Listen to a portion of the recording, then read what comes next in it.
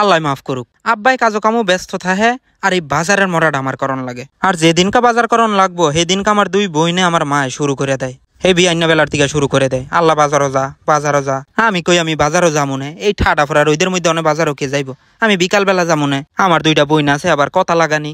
মারে কয় মা দেখছেন ওই বাজার করার টাইম পায় না, আর যদি আড্ডা দিতে যায় বন্ধুগুলো লগে ঠাডা ফোড়া রোদ আর দুহুর আর বিয়াল নাইগা জায়গা বন্ধুগুলো লগে আড্ডা দিতে। আল্লাহ আমি আমার দুনো বইনের কই দেখিস রে, তোকে বলো মুখ কে গালের সারা সোরা বান গেলাম, তোরা যাই লাগাইস না আমার লগে। আল্লাহ মায় কয় এই ফিস আমার আড্ডা, আমার জিয়েরা তো ঠিকই কয়, যে সুমকা আড্ডা দিতে যাস বন্ধুগুলো লগে সেই সুমকা তো আর ঠাডা ফোড়া রইদ বাসস না, আর 3 বেলা যে গিলন মারা সেটি ফাঁস কোনো দৌড় ফেরা যা বাজারও। আল্লাহ আমি বাজারে গিয়ে আজগাও কুট্টি মাছ আনছি, 1.5 কেজি আনছি মাশাল্লাহ আজগা।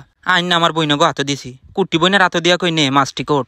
আমার বইনেরা কয় রাত করে তুই এই কুট্টি মাছটি আনছত, দাঁড়া মারে কইতাছি। আল্লাহ মা আয়া দেখা কয় এই ফিস আমার আড্ডা তুই করছত কি, তোর বাহেও তো কোনদিন সাহস করে আনে না রাত করে, আর তুই এটি কি আনছত রে।